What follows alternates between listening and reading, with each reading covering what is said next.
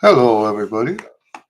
Here we are, number 262, and we already have a question. Two questions. There we go. Hello, Eduardo, and hello, Karen. Nice to see both of you, especially when I waited too long to set it up. So it's nice to see you guys. Hopefully, some more people will join us. Um, Cardo, Eduardo asks right at the top. Let me clean my glasses real quick. He asks, how long does it take to get back to normal with the after wisdom teeth? So let me tell you, we were always told 2 weeks. Um, Now I will also say that this was in the 80s, and I do think that maybe technology has advanced in the 80s, since the 80s. But let me tell you, I one time, actually more than one time, I got mine out one at a time, which was not smart, but I didn't have money, so that's how it happened. And I felt pushed, right. I felt like I needed to um, start playing early. And let me tell you what happened. It was the one on the lower side, this side. I started playing too soon, and it wasn't like Dizzy Gillespie. I think it's an entirely different thing. But I started getting air into the hole, and then along the jaw. All of this would fill up with air. And after every gig, this went on for the damage that I did by playing too soon. The damage stayed damaged for let me I keep looking up because of the okay, here we go. The damage stayed damaged for years afterwards, for lots of years. So in my impatience to get playing again, um, this hole opened up, and every time I played, I would have to take my thumb and push the air out of my jaw like this, and it was even worse um, because there was a hole there that the air could get into. Food started getting in there, drinks started getting in there. So this is not something you want to mess around with. I know that's not your question. Your question is how long does it take? I'm saying 2 weeks. That's what they told me, and that was back in the old days. So give yourself 2 weeks. Um, I wouldn't mess with that. Don't play around with that. So this is, by the way, this is why I teach these priorities. Right now, I don't know what else to call it. I have been writing a book about the priorities. Um, and in the book, in the introduction to the book, I changed the name of the book to True Art, and which is a good name considering what I believe about it. Um, I spent a lot of time writing that book in my first dialysis time. It's the book is not ready. I'm not happy with it, so I let it sit for a while. Um, but yes, this is one of the reasons why I teach uh, these priorities. And now let me remind you what the priorities are. At the very top. In fact, I've got a card here that I just found.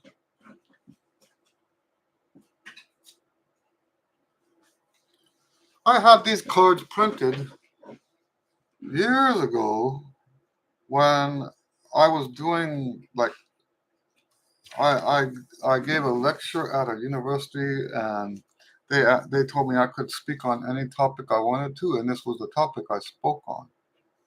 Okay. Um, so wholesome musical priorities. Your faith is at the top. Your health, your family, work or school, and your music is at the bottom. The only difference between someone like me and the rest of you is that this is my job. All those other things still come first. And originally, health was not on the list. And then I had a student come in say, "I'm sorry, Mr. Lewis, um, I couldn't practice this week. I had the flu." I'm like, "Don't practice when you got the flu. Why would you do that?" Okay. So don't apologize for being sick. Now, of course, some people would say, "Well, he was probably lying to you." I don't. I think I've told you guys. I don't assume someone's lying. If they are lying, that's on them.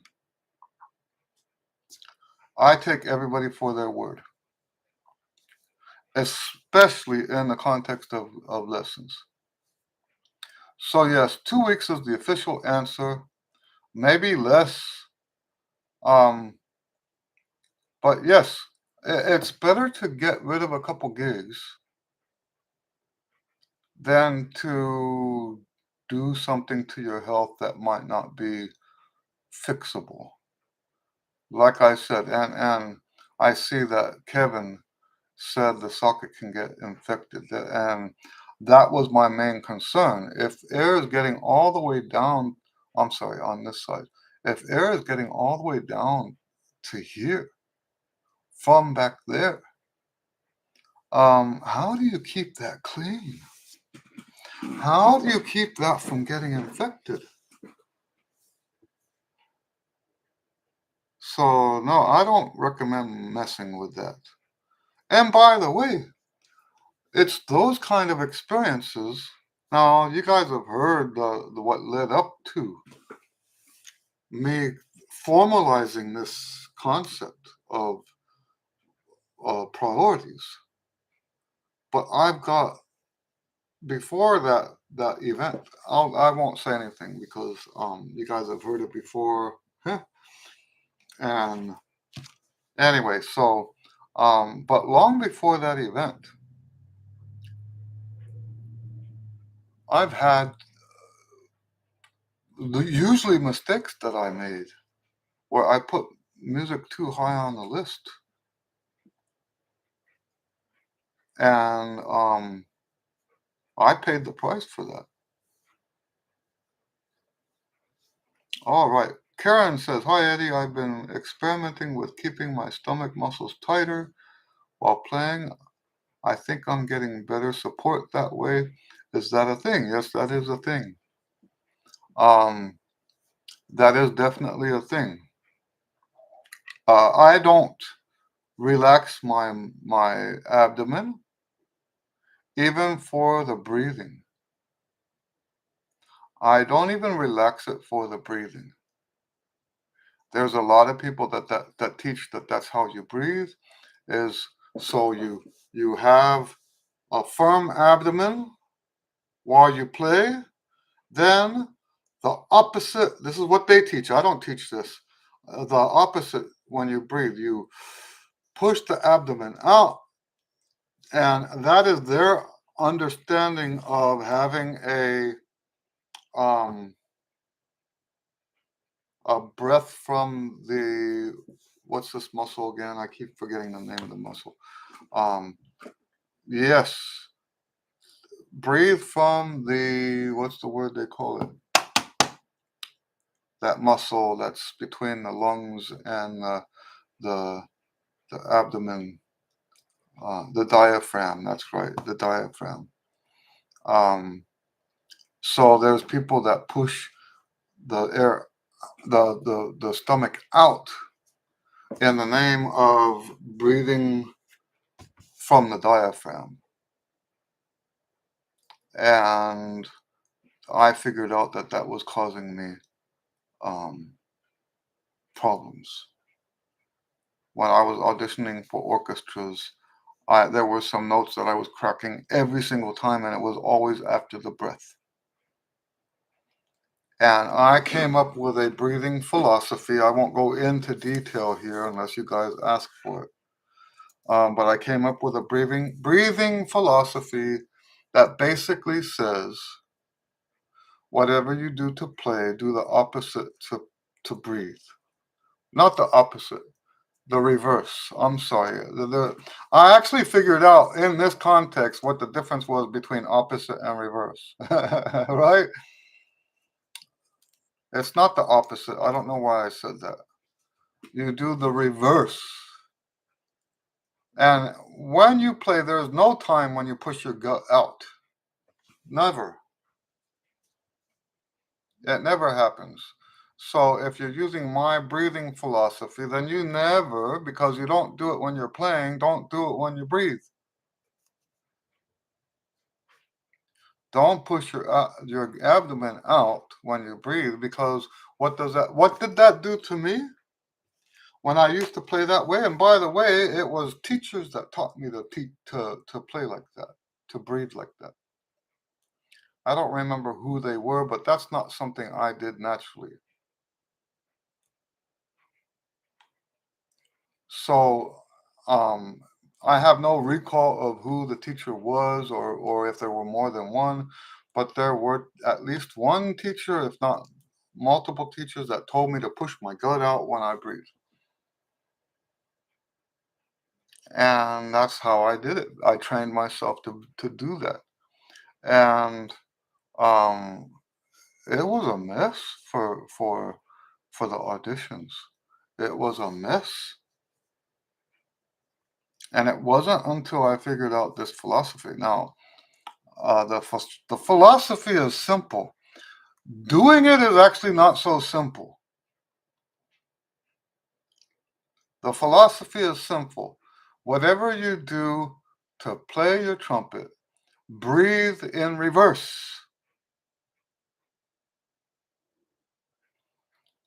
But in order to breathe that way, you have to know what you're doing when you play. And that's not straightforward. Okay? So yes, it's a little harder to do. And by the way, harder to teach too, because everybody plays differently. If everybody plays differently, then that means everyone's going to breathe differently if they're using my system. Hello, Seppo. All right. Karen says, I'm having wedge procedure done on my back teeth down the road.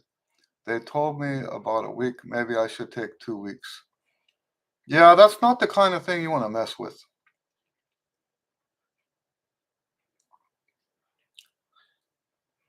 Yeah. Any other questions? Nice to see you guys.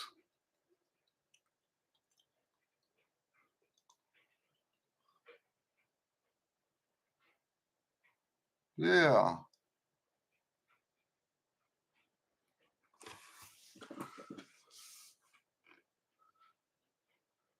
Just waiting for a question. Let me see if I've got any news. I did pick up a bunch of gigs for October, and I'm not sure. Let me check my date book, because there might be a day in October that I can't do this. Let me check real quick. That's right. I've got a gig on the 17th, so that's what, 3 weeks from now? 1, 2, yeah, 3 weeks from now, I gotta take some time off from the. And I should probably have done that whether I had a gig that day anyway, because in the space of 8 days, I've got 5 gigs. How cool is that? 5 gigs in 8 days. It's almost like the good old days for 1 week. All right, so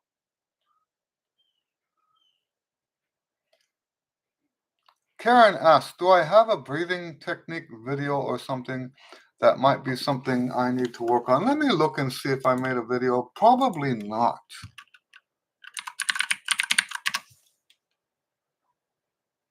I have a breathing sequence. I have breathing versus air and breathing catch breaths. I don't have anything about that breathing philosophy. Okay. I'm not sure I even want to. I think the reason I have not made a video about it is because it will be different for everybody. You actually need to check yourself, look in the mirror, feel as you play, like feel here, feel the chest, um, so that you can feel what's going on while you're playing. And whatever movement happens when you're playing, and that's why this is so hard, because we're talking about movement. So I'll give you one example.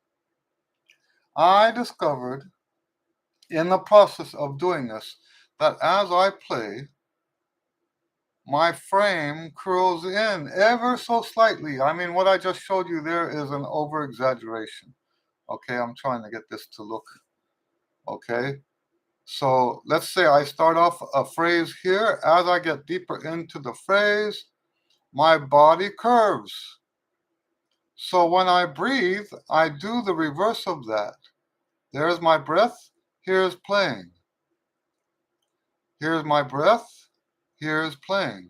Now, if your frame doesn't curve like that while you play, then you don't do that. And that's the problem I have with making a video about it, is because that whatever you find for yourself is not going to work for other people. What I did for myself is not going to work um, for you or other people. You have to breathe in a way that's appropriate for how you play the trumpet. And like I said, the hardest part of that is becoming first aware of what you actually do when you play.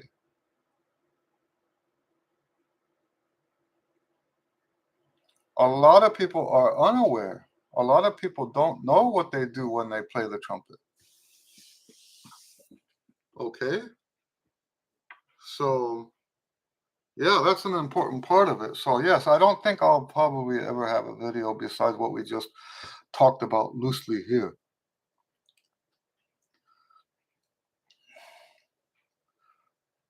Kevin says if you get interrupted by a call, you need to take in the middle of the routine, say the hardest day, and if you're halfway through it or 2/3, should you play extra to make up for it? No, don't do that. Or start over. No, don't do that. Just pick up where you left off. Oh, let me push this back. Yeah, just pick up where you left off. That's a good question. This, even if you had to wait till tomorrow, even if you had, let's say you were so interrupted that you were halfway through the routine and didn't finish that day, you can either do the other half of the routine. Let me turn the light on. All right.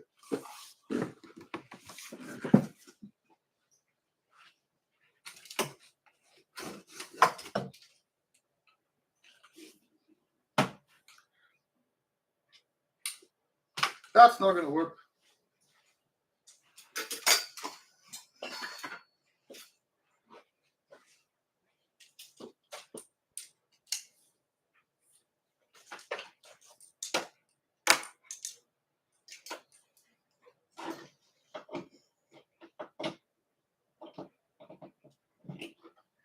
Oh, my lights are. Let me tell you guys what's going on here. Um, Let me move it over here. I'll put it on this side.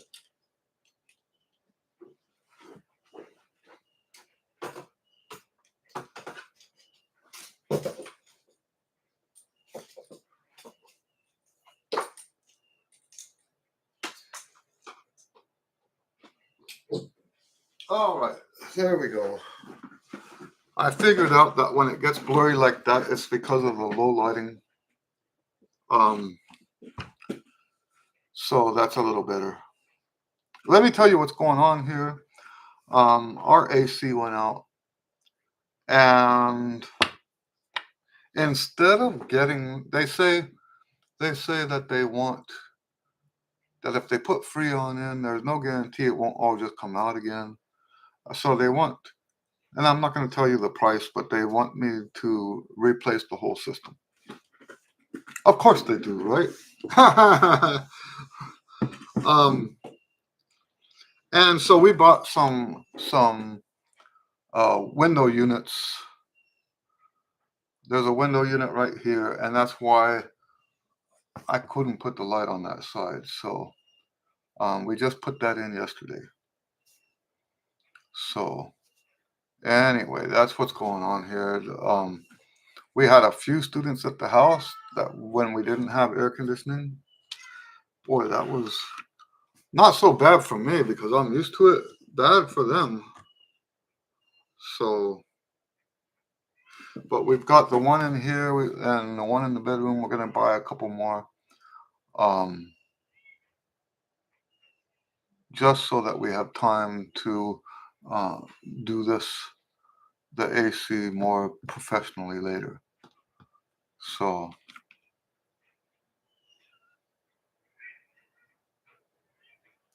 Kevin says, I had to replace my entire system 3 years ago. It was crazy expensive and my house is small. Yeah. Yep.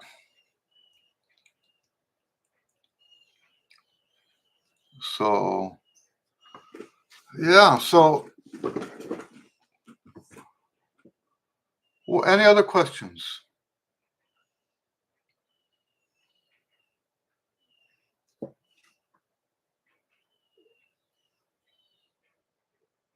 Any other questions? Do you guys see the horizontal photo in the on the wall in the background it's to the right on my screen? I don't know if it's flipped for you guys. That's actually a photo of Fort Bliss, where I was born. Obviously that photo's from many years before I was born. That's horses and cannons and stuff like that. The reason I bought it is because you can see my mountain. Can't quite see it. Let me turn off the light.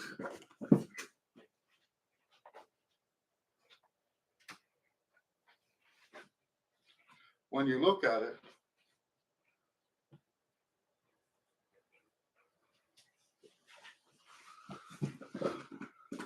okay, you can kind of see it better in the background on the photo is my mountain. I call it my mountain because I spent literally hundreds of miles hiking around up there. If there's anything that I miss about El Paso, it's the mountains. I wish I could say it's the people. And in a way, you could say in a general sense that it is the people, but I left on weird terms. Anyway, not sure I should go into that. But yes, that's what that is back there. That's the mountain. That's why that's up there. Kevin says, I had to replace my entire. Oh, I see. This is just a curiosity thing. Does a small bore trumpet make it easier to play or not a noticeable difference? Both of my horns are 0.468. I don't want to go smaller, but if a person needed to play longer, say for a gig, and they wanted to ensure endurance, Is this a way? That completely depends. My attitude on that is not like most people's attitude, and it's because of my background. I played on medium large boards and always struggled. Always. My horn as a beginner might have been a small bore. I struggled with that. I struggled with all the pro horns I ever had as a student. And then I had the opportunity to buy from my teacher a large bore buck. And I'm not exaggerating. My endurance went up. They all said when you switch from a small bore to a large bore that your endurance will go down. Mine went up. I ended up having more endurance on the large bore, and it was not over. It was instantly. Instantly, my endurance was increased just by playing on a large bore instrument. And needless to say, that wasn't the only advantage. There were all kinds of stuff instantly got better for me. So here's my stance on how that works.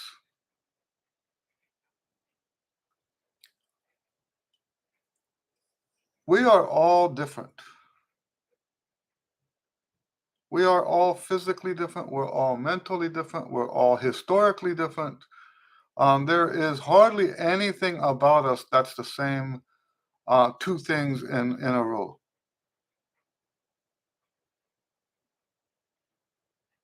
So you might have one similar quality with another player, then all the rest are different. For me personally, in the 90s, they used to talk about the player system. And I think there's a lot of wisdom to thinking that way. The player system is everything from the abdomen to the room that you're in. It's the whole thing is a whole and a fixed system. The size of your lungs, the how narrow the passageway is going from the lungs, the bronchia, right? The size of your mouth, the size of your oral cavity, the width of your jaw. Um, I mean, I could go on and on and on, listing all the things that make us unique without even getting into stylistic differences and stuff like that.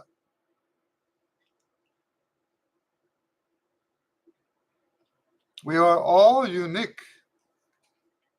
So, just like I teach about the mouthpiece thing, we should be spending our mouthpiece, our career, zooming in on the mouthpiece that's perfect for us.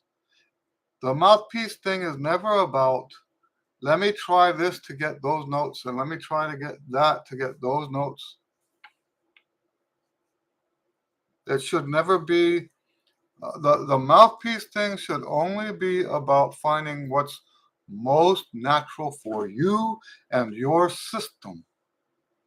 And to a lesser extent, the same thing is true for finding a trumpet. It is true that when you play on the instrument that's perfect for you, you will have more endurance. Going automatically to a smaller bore for the sake of endurance might not work out. It depends on your system and vice versa. Going with the bigger, let me turn this off. Going with a bigger horn, a bigger bell. Um, that's not always a smart idea. You need to find what's good for you. Okay. Now, am I saying that playing a smaller board isn't going to help? It's quite possible it could. You just have to try and find out. That's the only way to do this is you just try.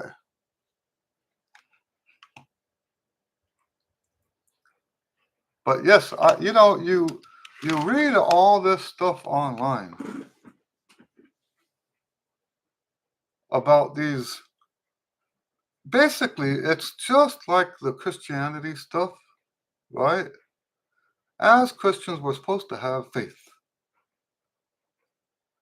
But a lot of times we want to look at somebody else's faith and try to do what they did.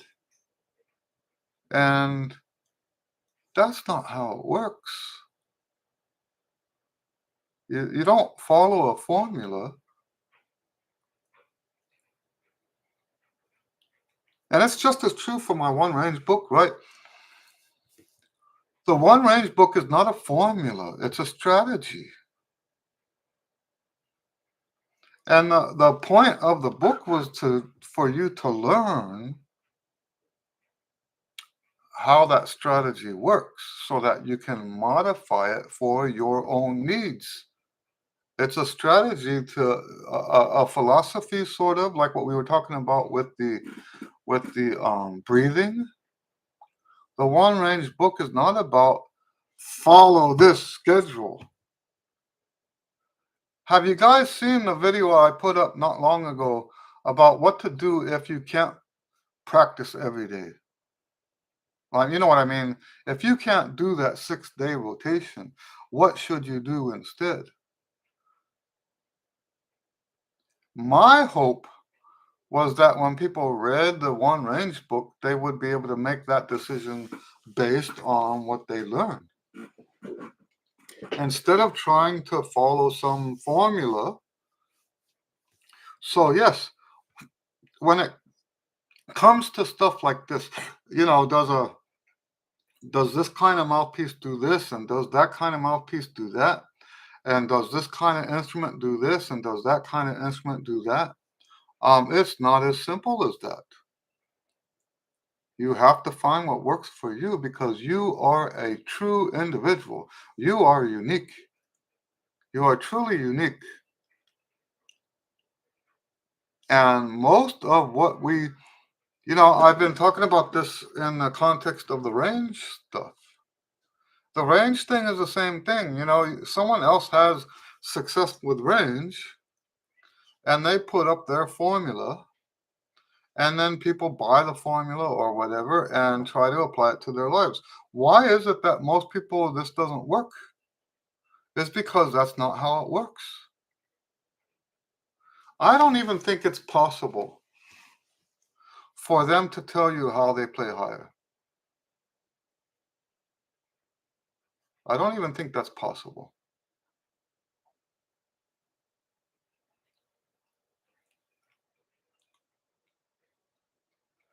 Do this with your lips, do this with your teeth, do this with your tongue. I don't think it's possible. I think the reason that people have success with those methods is because they keep trying this, they keep trying that. I have a student that sent me an email, Mr. Lewis, I'm having trouble with range. Tell me how I can do something this year because he's first chair in band and first chair in the jazz ensemble, I think. What can he do? What can he do? And I told him, don't worry about it. Just being in band, the range is going to go up. So then I put out that video that's got me playing a super E on it. And he sends me, right after that, a video of him playing a super E. Oh, my. So, and you guys know I don't take credit. I just think that's a funny story.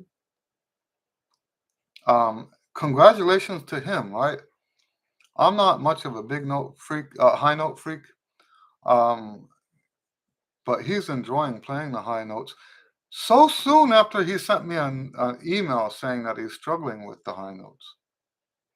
So soon. And so I told you I don't take credit, but I do believe he took to heart what I was saying, that it's not a strength thing.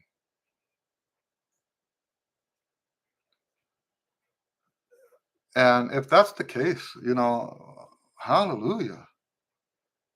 If someone is able to just take this, now, don't get me wrong, and I told him too, squeaking out a super E is not the same thing as using that in music, in a musical sense. And that's real. When I talk about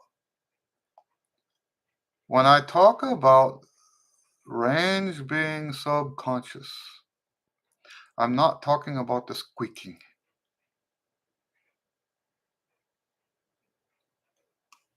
I hope that makes sense. Just trying to get out a note.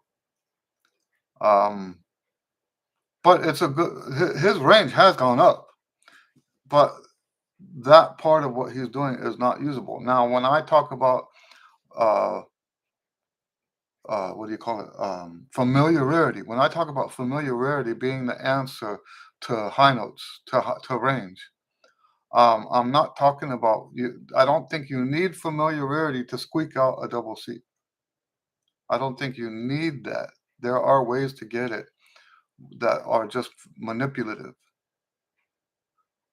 So when I do need to make myself clear, I am not talking about just getting high notes and then measuring how high you got. It's not like a shot put where you throw the ball, the throw the shot, and then they measure it, right? It's not like that. We don't just play as high as we can and then have somebody say, "Oh, dude, that was a so and so note." That's not what we're talking about. We're talking about being able to play stuff up there, okay?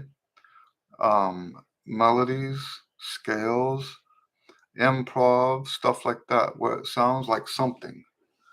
It doesn't just sound like high notes. And maybe that's a distinction most people don't want to make.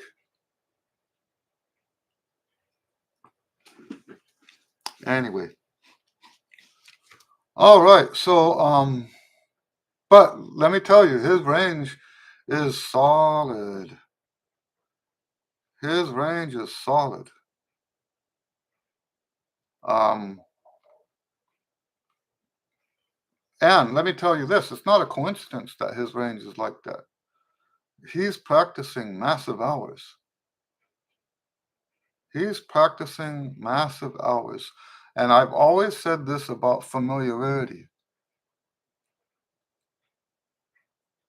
You get more familiarity when you spend more time. It only makes sense, right? You get more familiarity than when you spend more time.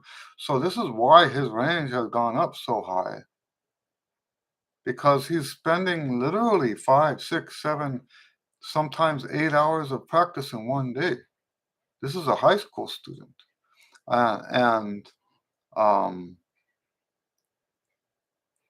yeah, this is a big deal.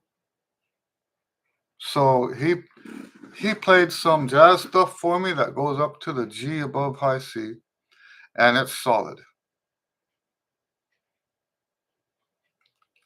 It's solid, and that's a huge accomplishment. I don't want when I talk about this stuff, I don't want to make it sound like I'm putting people that accomplish high note stuff. I'm not putting them down.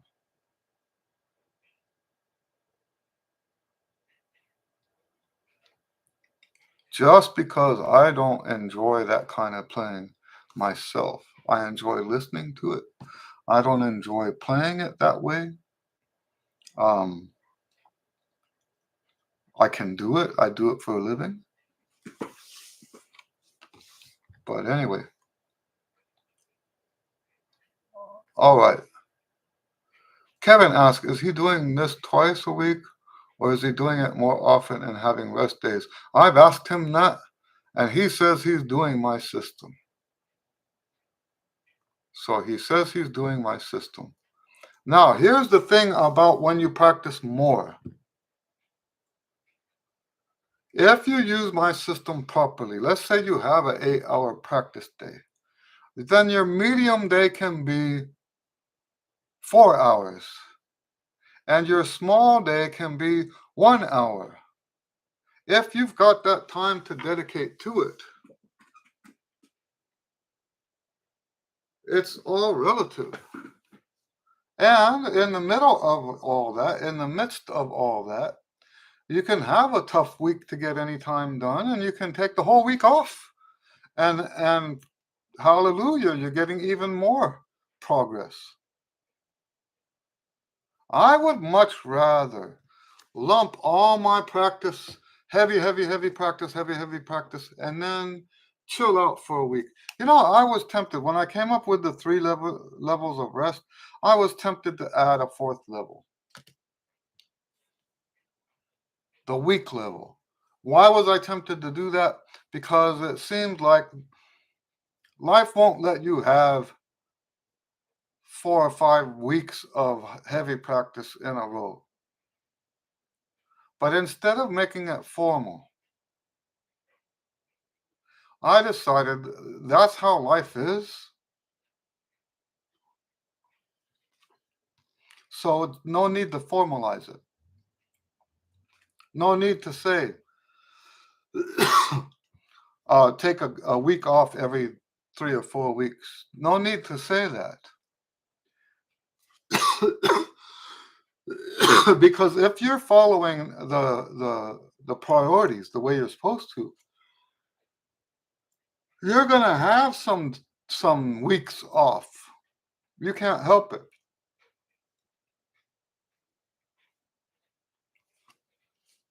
That's just the way it is. So I didn't formalize it that way.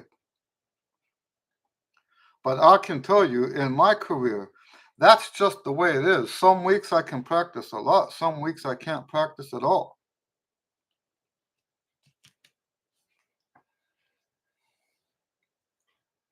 And there's nothing wrong with that. And if you practice more than the typical, I think most students, I'm not talking about just my students, I'm talking about most students in general, practice between 15 and 30 minutes a day. If you're practicing 4-hour days, you have the luxury of taking a full week off. Whereas if you're practicing 15 minutes a day to 30 minutes a day,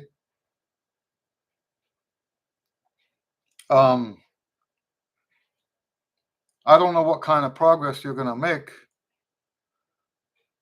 Keep in mind that the reason why we practice is to get better,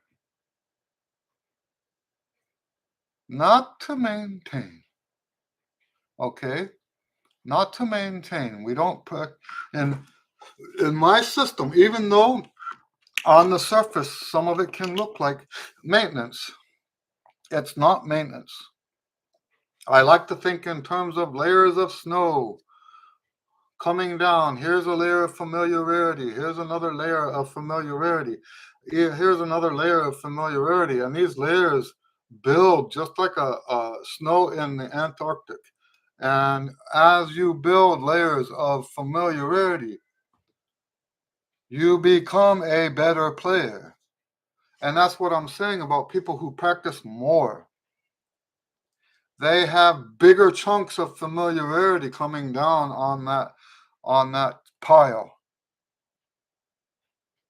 I never said in all this time that I've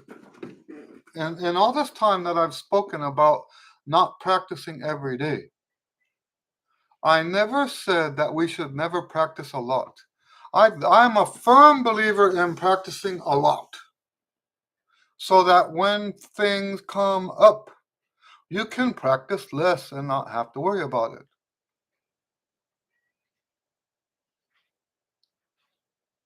I hope that makes sense. When you practice, when you have an 8-hour practice day, a constructive, um, based on my my philosophy of a cumulative practice. If you're not doing cumulative stuff, then this doesn't apply to you, right? If you're not practicing in the accumulative way, which is what mostly, you guys know this, most of what we're talking about is documenting what you practiced. You cannot practice accumulative without documentation. Write down what you did so that tomorrow you don't have to do it again. Without that, there is no accumulative practice, and you might as well not practice long hours. Let me say that very clearly. If you're not practicing accumulatively, and there's obviously more to it than just documentation. If you're not practicing accumulatively, it's better to not practice a lot. And it's, in fact, if you're not practicing accumulatively, I would go back, just like what I say about the inflammation-based embouchure. I would also recommend for people who are not practicing accumulatively that they should probably practice every day and maintain their playing. Yes, someone who maintains their playing is still getting a little bit of accumulation, a little bit. There is, anytime you touch your horn, anytime you listen to music, anytime you do anything musical, you're getting some accumulation. The problem is when those amounts are so tiny.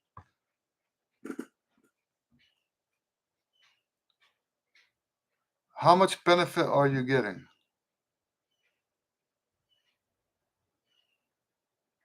So, if the amounts are tiny, but you are practicing accumulatively, hallelujah, that's what we're talking about. This works. Practicing accumulatively gives you the luxury of practicing as much as you want or as much as you need. And you can take time off when it's appropriate to do so. This, all of this stuff that I teach, the priorities, the art of accumulative practice, the resting, this is all really just one idea. It's all just one idea. You can't have the priorities without the resting. If you follow the priorities that I teach, there will be times you can't practice. Oh, let me reword that. Let's not say can't. There will be times when you shouldn't practice.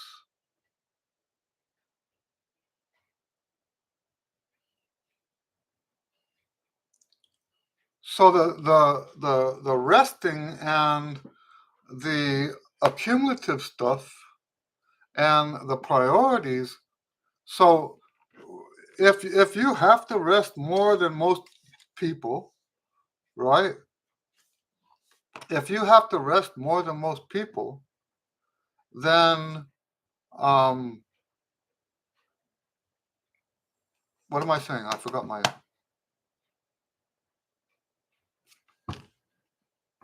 what I was saying. I apologize. Um, Kevin asks, because of physical recovery necessary? No.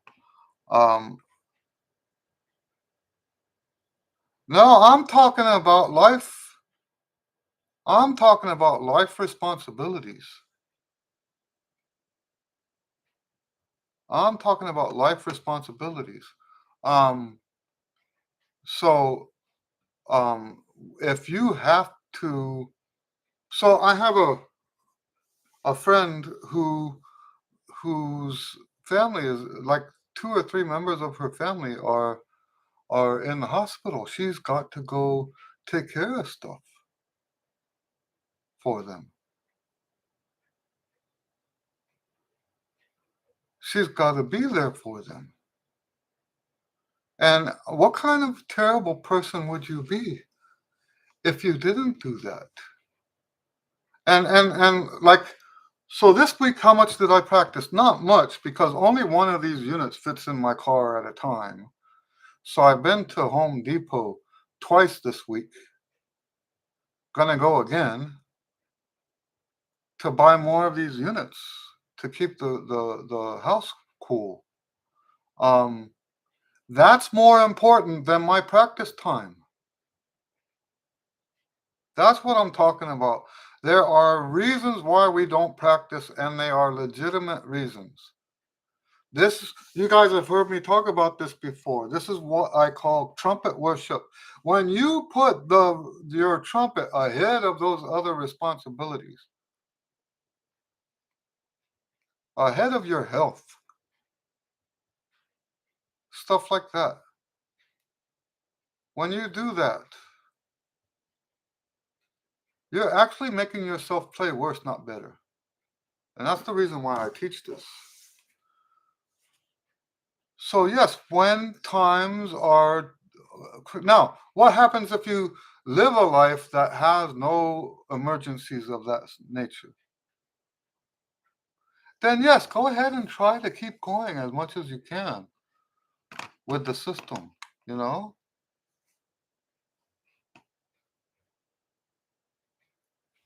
Karen says, I practiced less the day before a concert, thinking I may be stronger that way. Not sure how it's working. Still struggling with endurance. Um,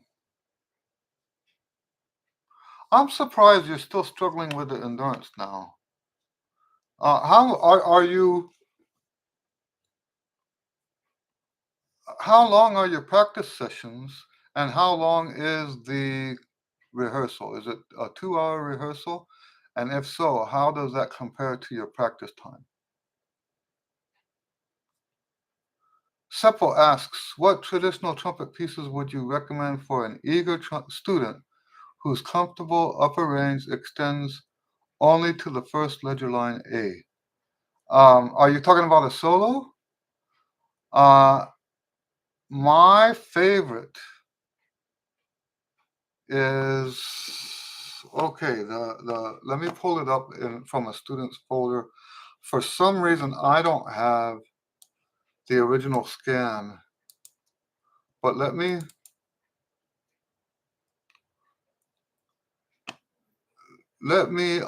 open it and share screen because I can't pronounce the guy's name.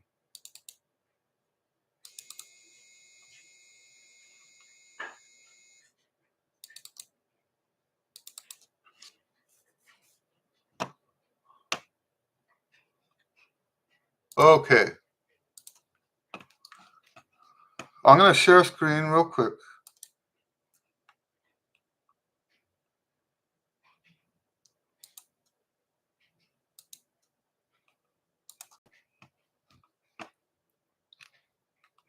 The highest note on this is G. Now the G comes up many times, but G is the highest note. There is, I erased it here, there is an option here for a B flat, but I erased it so that he wouldn't be tempted to play a B flat. Um, and it's a 2-page solo. You don't have to do both movements. It's one of those pieces that it's 2 movements, but there's a VS between them. Okay. Slow movement is the first page. Fast movement is the second page. I love this solo. I love this solo. Concertino number 3 by Fernand Andreu. I cannot pronounce his last name. I'm sorry. That's right. Seppo says he didn't know about this. This is a kind of rare solo.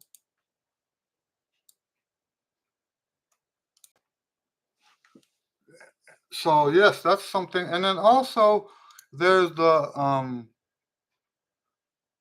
petite piece concertate. It doesn't go up past G, I don't think. Maybe even F. So that's also a nice one. I think that one. It's a beautiful piece. Don't get me wrong. I think it's overdone. I think too many people do it.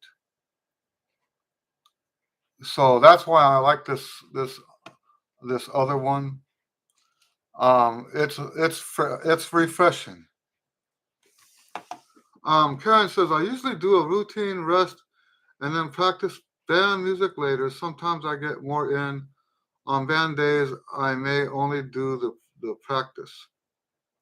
But what I'm asking is, how long is your practice? If you had to count all the minutes up on your biggest day of practice, how does that compare to your band? Is it about the same amount of time or more?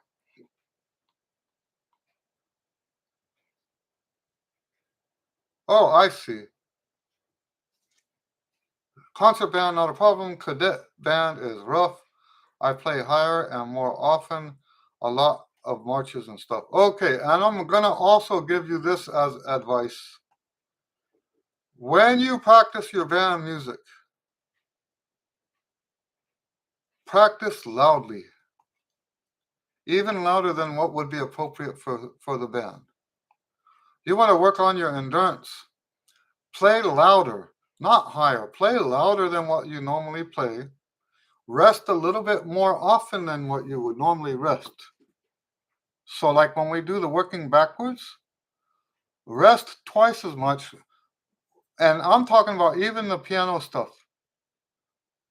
Play the piano stuff loud because right now you're only working on you're working on the piece, but you're also trying to increase your endurance. So add loud playing to your band music. This is what happens a lot of times in band. If you have better endurance at home, which you didn't actually say that, but a lot of times this happens. If you have better endurance at home and then you get to the gig or the rehearsal and you find that you don't have the endurance you thought you had, then a lot of times it's because you're playing louder in the band than you are at home. And if you want to increase your endurance, practice louder at home. Now, also, I don't know if you're still doing it. That spider exercise with the crescendos, that should help. That should help. So I don't know where you can find it.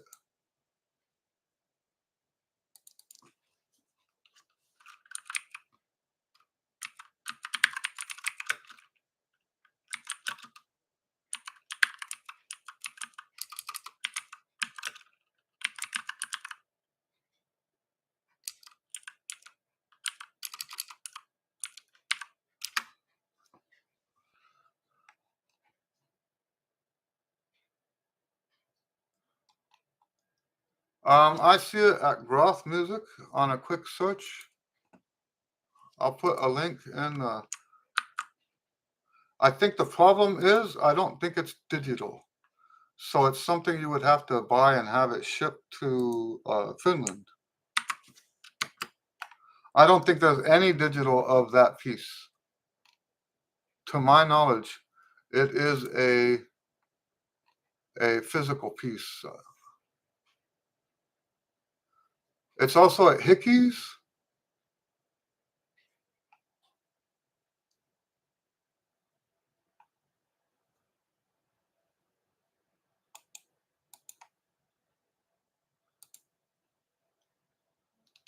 It's a little cheaper at Hickey's.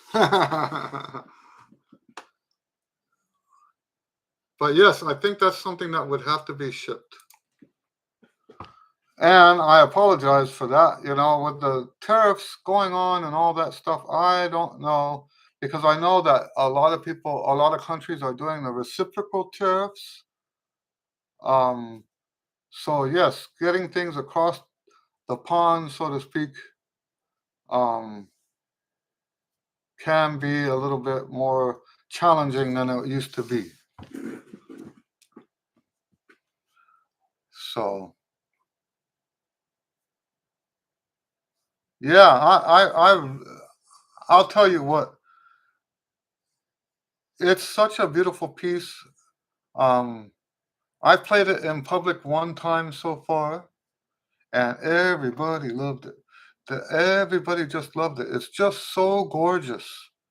It's one of those pieces that supports what I keep saying. Stuff doesn't have to be hard to be good. A trumpet player doesn't have to do difficult things like in the jazz solo or in a concerto or whatever it is. You don't have to be playing stuff like that for people to say, "Oh, you're a good player." Um, it doesn't have to be like that. Right. So Foot Fault says it doesn't have to be fast to be good. That's right. Fast or high or impressive in any way. There is such a thing as beautiful music. Right? There is such a thing as beautiful music. I was so pleasantly surprised. I still make money off of that album that I published. Um, how long ago was that?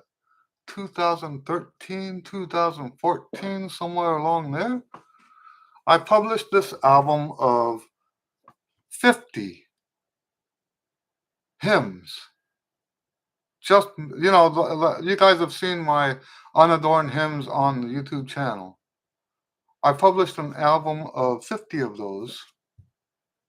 I'm still making money every month from those hymns. And I don't think it's because they're hymns, right? There's other people who have recordings of hymns. And now, don't get me wrong, I'm not saying that mine are more beautiful, but they are beautiful. And in a very simplistic way, those hymns have a certain beauty to them that people enjoy. In fact, you know what? I've found other trumpet players now that are trying to do that too. And I encourage them. I think that's a great thing. People who are just recording, just themselves playing the hymns. It's almost like I started a new trend. Well, not new anymore, but you get my point. Seppo says, I truly agree with you with what you said. For example, the tone fantasies has been a barrier breaker, at least for me, and I believe for thousands. That's one. I know you mentioned that piece before. I keep forgetting to check it out. Let me copy it and bring it up. Is it on YouTube, do you think?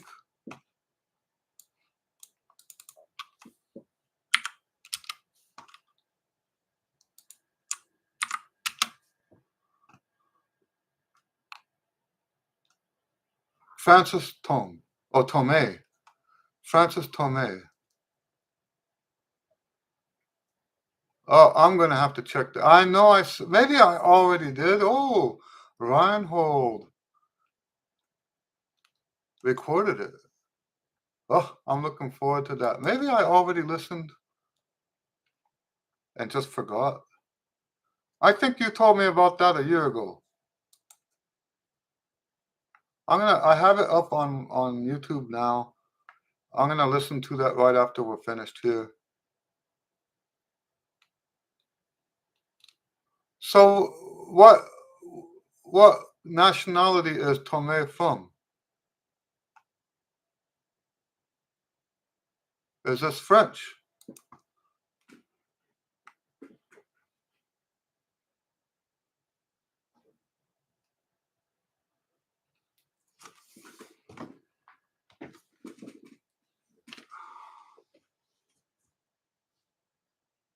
Oh, it's French. Yeah. Okay. All right.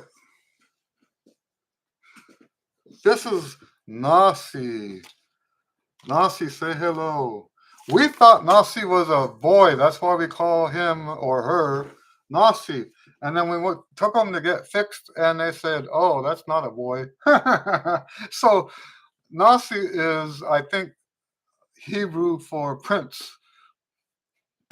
So fortunately, nobody knows that. So yeah, we call her Nasi.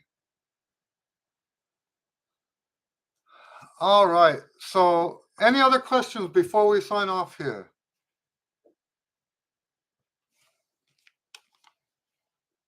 I always enjoy hanging out with you guys. Um, thank you because it gives us stuff to talk about, right? You're welcome, Kevin.